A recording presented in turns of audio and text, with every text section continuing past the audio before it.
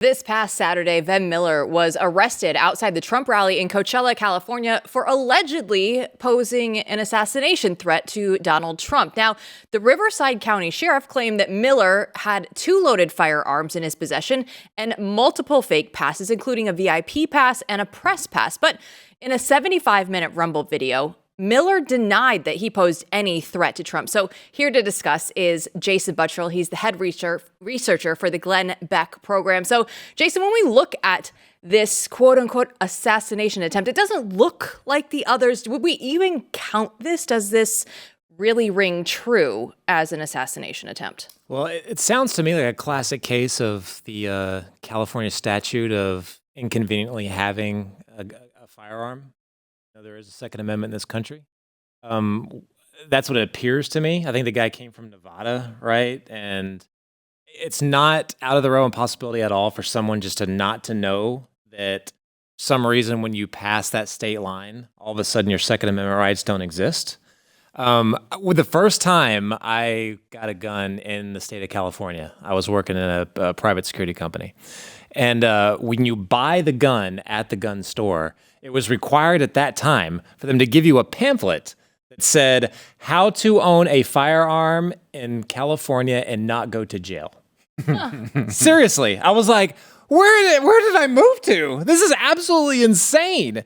But that is the mentality in California, absolutely. And that would not surprise me at all if some overzealous, sheriff or whoever was just like, oh my gosh, it's an actual firearm and freak out. No, I don't think this classifies as an assassination attempt. I don't think this classifies as much at all, really, just based off the facts as it is. I used to live in Pennsylvania, and we had a house that was a block away from the river, and the river that separates Pennsylvania and New Jersey. And as a gun owner, I was terrified constantly that I would bring my gun to a range or whatever and leave it in my car and then drive across that river into New Jersey, because this happened to people. Didn't this happen to one of your Philadelphia Eagles? Probably, yes. I mean, they have many. Yeah. There's a lot of gun charges around my favorite team. There's no question about that. But it happens, right? Like you go into New Jersey and you can go to prison for months. And we talked to a woman years ago now who was on the verge of going to prison for years because of that type of thing. It's insanity. So I don't know if that's the case here. It definitely doesn't ring like the other assassination attempts, right? Like he seems to be a supporter. He seems to be someone who has no problem with Trump. Seems to be someone he's claiming, I guess these are real passes. Yeah. Who knows what the truth is? We do have a soundbite of Miller. Let's go ahead and take a listen to what he had to say.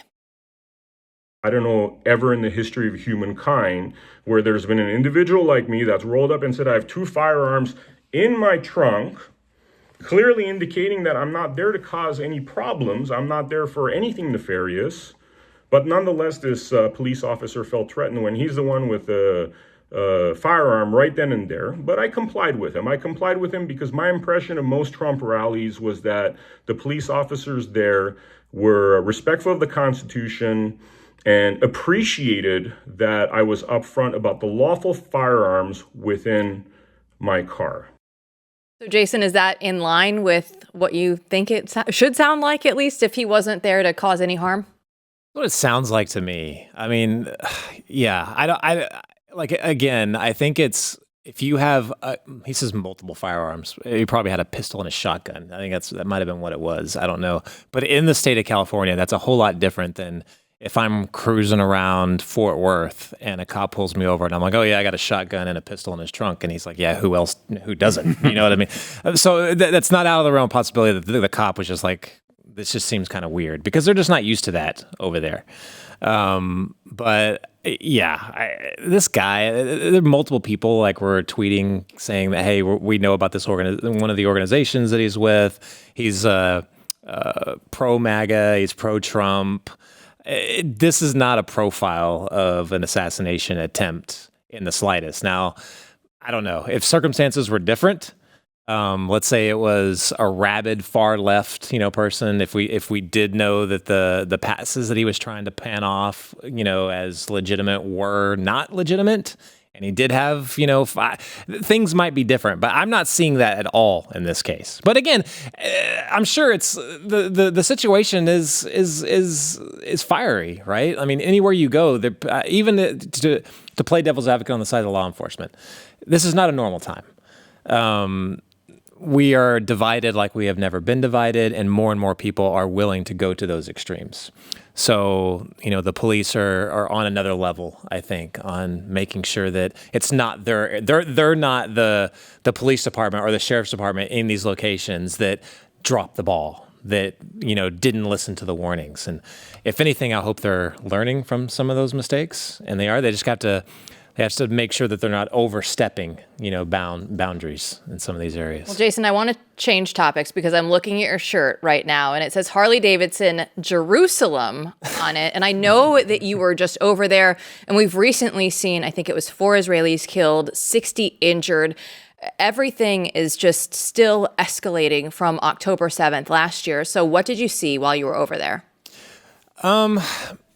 If you're in the West, if you're in the United States, how you view that horrific attack was that's one of the worst terrorist attacks I've ever seen or heard about in modern history, maybe ever.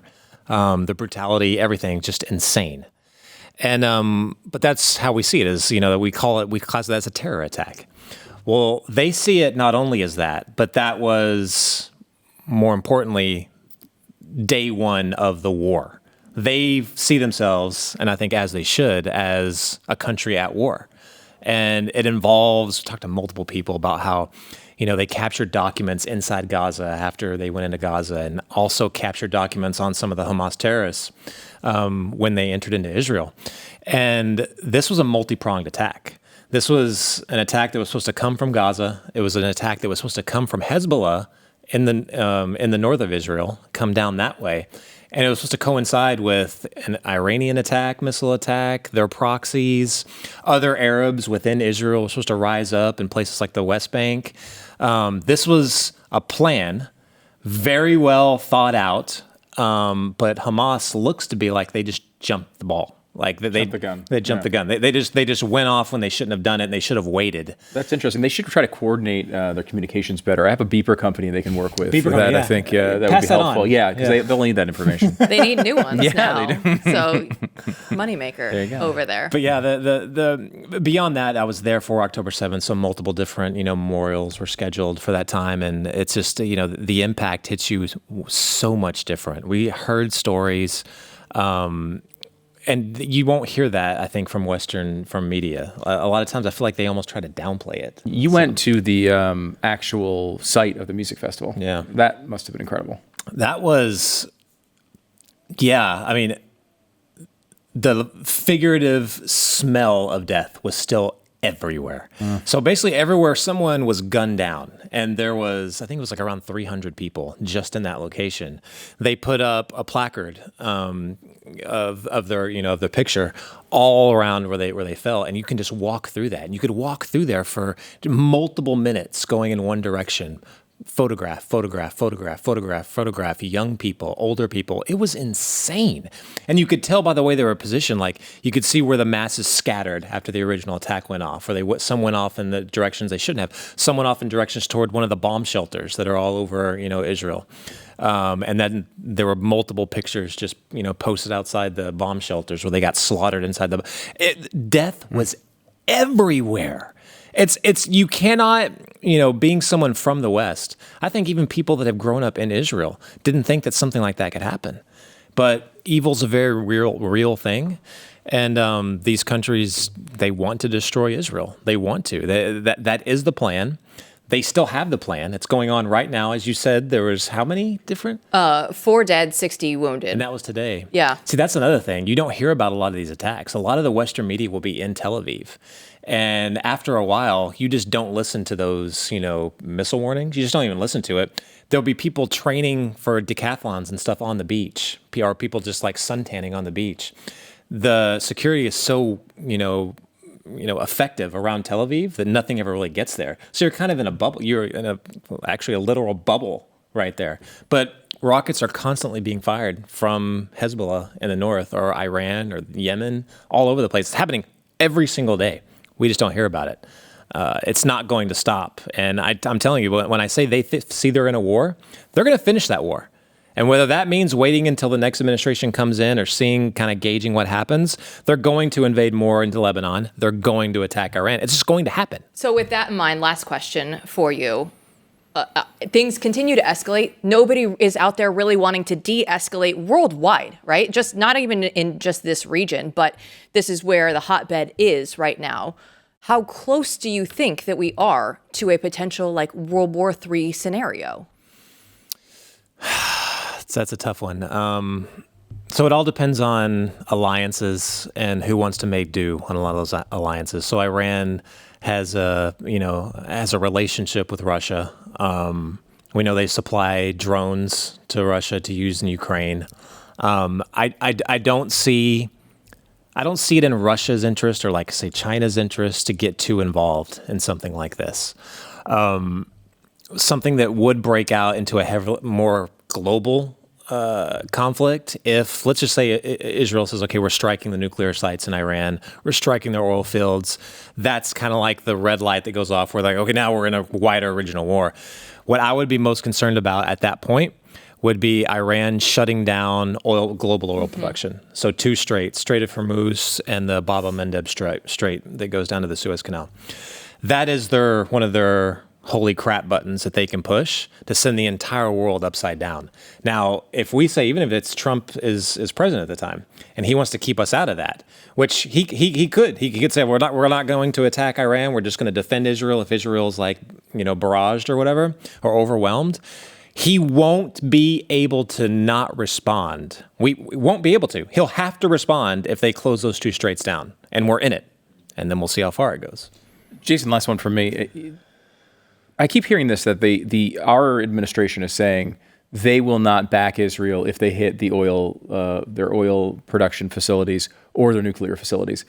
I get the oil one, right? Like, you're talking about a global oil price that could go up. You can even justify and say, well, they need oil. There's some humanitarian concerns or whatever there. Why would we care if Israel hit their nuclear facilities? Why wouldn't that should be the number one place they should be aiming? Yeah. I don't really have an answer for that. I don't get that at all, because that seems like that would be a prime target unless they're worried that it would not be a successful attack. Because if you go towards, like, let's say they have a huge facility in Natanz, Iran. If you fail to take out the facility in Natanz, Iran, how many more facilities, or even from that one facility, could they use to retaliate and strike back? That could send a whole lot of chaos and a whole lot. We don't think they have nuclear weapons yet, right? We don't think. They got the material for it. Yeah. So yeah, it just depends on how much missile technology they've received from North Korea, which that is a thing. They have been working together on that. How much missile technology have they received from North Korea, and do they actually have a deliverable weapon, which is another thing. But I wouldn't put anything past them at this point.